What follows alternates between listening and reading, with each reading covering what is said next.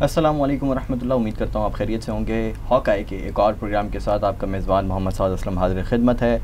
इस प्रोग्राम में हमेशा की तरह अदनान मिर्ज़ा साहब हमारे साथ स्टूडियो में मौजूद हैं। अस्सलामु अलैकुम अदनान भाई। वालेकुम अस्सलाम। कैसे हैं? खैरियत से? अल्हम्दुलिल्लाह। नाज़रीन, जैसे कि आपको प्रोग्राम का फॉर्मेट पता है कि इसके अंदर हम मुख्तलिफ़ मौज़ूआत के ऊपर, मुख्तलिफ़ टॉपिक्स के ऊपर इंटरनेशनल रिलेशन और इंटरनेशनल पॉलिटिक्स के हवाले से मुख्तलिफ़ चीज़ों के ऊपर बात करते हैं। लेकिन आज जैसे कि आपको भी तवक्को होगी और थंबनेल से भी आपको कुछ आइडिया हो रहा होगा कि हमने ख़ास तौर से बात करनी है इस प्रोग्राम के अंदर सऊदीया और इसराइल के ताल्लुकात बनाने की कोशिश जो अमेरिका कर रहा है उसके हवाले से भी, जिसमें हमने लास्ट प्रोग्राम के अंदर भी बात की है। लेकिन आज मज़ीद तफसील से उसके बारे में बात करेंगे। साथ ही साथ हमास ने जो बहुत ही तगड़ा जवाब दिया है और जवाबी कार्रवाई की है, जो इसराइल मज़ालिम सालों से ढाता आ रहा है फ़लस्तीन पर और गज़ा के मज़लूम मुसलमानों पर, उसका एक बहुत भरपूर जवाब दिया है हमास ने। और फिर इसराइल भी पिछले 2-3 दिनों से मुसलसल गोलाबारी कर रहा है शहर पर, और बहुत सारे मुसलमान, निहत्ते मज़लूम मुसलमान, जिनमें बहुत सारे बच्चे और ख़वातीन भी शामिल हैं, हलाक, शहीद और साथ ही साथ बहुत सारे ज़ख्मी भी हैं। तो यही मौजू है, इसके ऊपर आज बात करेंगे। अदनान भी, इस वक्त जो सूरत हाल जारी है, कशीदगी जारी है, लेकिन जो फ़लस्तीन के मुसलमान हैं, सलाम है उनको और उनकी हिम्मत को कि वो किसी तौर से भी उनका जज्बा कम होता दिखाई नहीं देता। देखें, ये हमें सिचुएशन समझने की ज़रूरत है कि ये फ़लस्तीन और इसराइल के दरमियान जो टेंशन चल रही है तो ज़ाहिर है बहुत पुरानी है। लेकिन इस वक्त जो सूरत हाल ये है कि जो जहाँ से हमला हुआ है इसराइल के ऊपर, वो गज़ा, जो गज़ा की पट्टी जिसे कहते हैं गाज़ा स्ट्रिप, उधर से हुआ है। और वो उसके लिए हमें थोड़ा सा ही पीछे जाना पड़ेगा कि 2007 के अंदर इलेक्शंस हुए थे फ़लस्तीन के अंदर। राइट। और फ़लस्तीन के अंदर आपको पता है, एक तो ये ग्रुप है हमास, और दूसरी जो पॉलिटिकल इनकी ऑर्गेनाइजेशन है PLO, Pakistan Palestinian liberation organisation, जो महमूद अब्बास जो उसके लीड कर रहे हैं। तो जब से इसराइल बना है 1948 से, उसके बाद से ये दो ग्रुप सेपरेट हुए थे। एक तरफ वेस्ट बैंक था जो कि उर्दून के बिल्कुल साथ है, दरिया उर्दून के साथ, और ये गज़ा की जो पट्टी है ये बेसिकली इजिप्ट के साथ है। जी। गज़ा की पट्टी जो है वो एक सदर्न इसराइल आप कह लें, और उसके अंदर वो साउथ से इजिप्ट के साथ उसका बॉर्डर लगता है, वेस्ट और नॉर्थ उसका इसराइल के साथ बॉर्डर लगता है, और जो ईस्ट और नॉर्थ और कहते हैं इसराइल के साथ है, और जो वेस्टर्न स्ट्रिप है वो बेसिकली मेडिटेरेनियन पे है। मेडिटेरेनियन पे भी जो उनकी जो कोस्ट लाइन है उस पे उनको मेरे ख्याल से 3 किलोमीटर से ज़्यादा उनकी जो फिशरमैन है वो उससे ज़्यादा आगे जा नहीं सकते। जी। तो एनीवेज, तो 2007 में जब इलेक्शन हुआ था तो हमास जीत गया था। ठीक है, हमास एज अ ग्रुप जीता था, और उनको जो उस वक्त PLO था, PLO ने उनको एक पोजीशन देने के लिए इन्हें गवर्नमेंट हैंड ओवर नहीं की।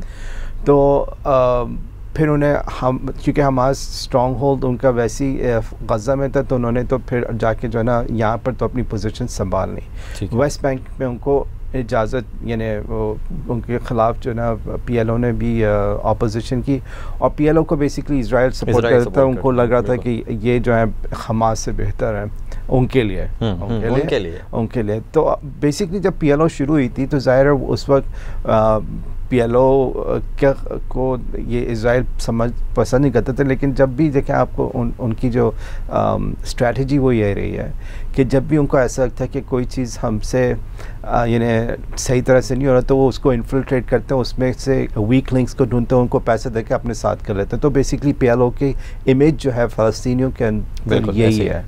तो उनको ये समझते हैं कि ये लोग कभी भी कुछ नहीं कर सकेंगे, ये इसराइल के बेसिकली पेरोल पे हैं, इनको वेस्टर्न सपोर्ट मिलते हैं, कभी भी फ़लस्तीनियों के वहाँ के लोकल सर्विस का रिजल्ट भी बिल्कुल यही है। एग्जैक्टली।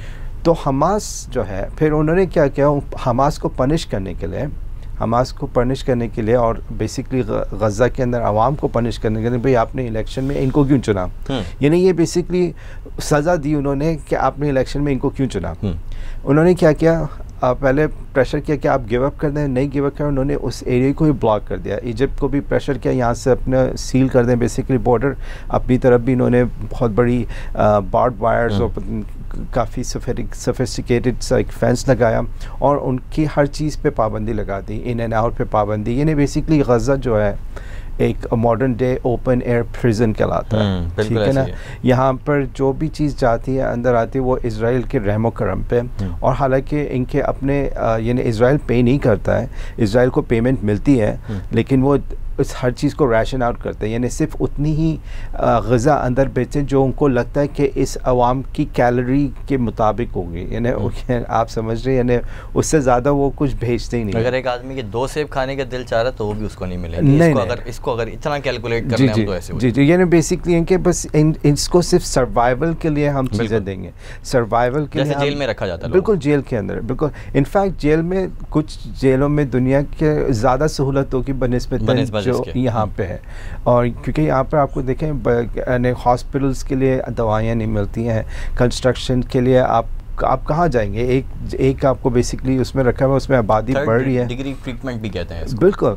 तो I mean worst of the worst situation आप अगर कह लें किसी लोगों की है, उस पर सिर्फ उनकी सज़ा, उनकी गलती ये थी कि उन्होंने हमास को इलेक्शन में, यानी ये नहीं कि उन्होंने बाय फोर्स आके कब्जा की, नहीं, जो आप कहते हैं कि फ्रीडम ऑफ इलेक्शन होना चाहिए, फ्री एंड फेयर इलेक्शन होने चाहिए, आपने उस पर क्वांटा नहीं किया कि भाई हाँ यहाँ पर फ्री एंड फेयर इलेक्शन नहीं होते हैं। फ्री एंड फेयर इलेक्शन पे हमास अगर जीता है तो आपने उनको सज़ा दी, हाँ, इसलिए क्योंकि उन्होंने ऐसे लीडर को चुना जो आपके मफाद के लिए काम नहीं करेंगे, अपने मफाद के लिए काम करेंगे।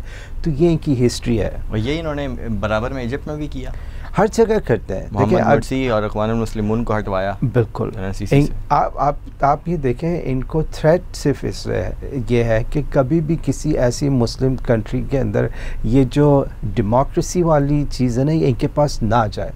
ये नहीं, मैं उसको नहीं कह रहा कि जैसे देखें एब्सोल्यूट डेमोक्रेसी तो एनार्की होती है, उसकी बात नहीं करें, लेकिन बेसिकली एक डिक्टेटोरियल सिस्टम से निजात होनी चाहिए, यानी कंट्रोल्ड सिस्टम नहीं हो। जी बिल्कुल। और ये चाहते हैं ऐसे कि भाई ऐसे लोगों को प्रमोट किया जाए गवर्नमेंट के अंदर जो बिक जाए आसानी से, वो उससे उनको खुश हैं, उनको सीसी भी अच्छा लगता है, उनको बाकी भी लोग अच्छे लगते हैं, चाहे वो जॉर्डन का किंग हो, चाहे वो मोरक्को का किंग हो, या उनको इससे कोई मसला नहीं है। पाकिस्तान की लीडरशिप तो बहुत पसंद है, वो बिल्कुल पसंद है उनको, पता है उनसे उनको थ्रेट नहीं है। उनको थ्रेट कहाँ से, जहाँ पर आप इंसान, वो जो अवाम जो है ना, वो अपने लीडर को चुन सकते हैं। उनको ईरान से ज़्यादा थ्रेट है, क्योंकि ईरान के अंदर इवन जो थियोक्रेटिक लीडरशिप है, लेकिन एटलीस्ट वहाँ पर एक इलेक्शन का सिस्टम है जो बेसिकली यानी लीडर्स जो हैं वो आवाम की वोट लेके ऊपर आते हैं, ठीक है, वो सिस्टम है। उसमें मैं ये नहीं कह रहा कि वो परफेक्ट सिस्टम है, लेकिन उनको थ्रेट ऐसे सिस्टम से होता है कि जहाँ पर लोग कॉम्प्रोमाइज़ नहीं होते हैं। वो चाहते हैं कि लोग ऐसे लोग आए ऊपर जो कॉम्प्रोमाइज़, इसीलिए तो आप देखेंगे पे पाकिस्तान के अंदर सिर्फ वही फेसेस रिपीट होते रहते हैं, और उन्होंने बेसिकली कोशिश ही की हुई है कि ये जो अवाम उन्नास है पाकिस्तान के अंदर, उनको ये शऊर ही ना हासिल हो कि उनके लिए उनके हक़ में क्या बेहतर है। तो वो आप देख लें, एजुकेशन पे पैसा खर्च नहीं होता, यहाँ पे हेल्थ पे पैसा खर्च नहीं होता, और उससे ये होता है कि ये अवाम को कंट्रोल करने के चीज़ें होती हैं। और यही चीज़ इजिप्ट में है, बाकी भी जो मिडल ईस्ट की कंट्रीज़ हैं जहाँ पर ऑयल नहीं है, वहाँ पर सेम स्ट्रेटजी इस्तेमाल करें। और ये अभी की स्ट्रेटजी नहीं है, बहुत पुरानी स्ट्रेटजी है।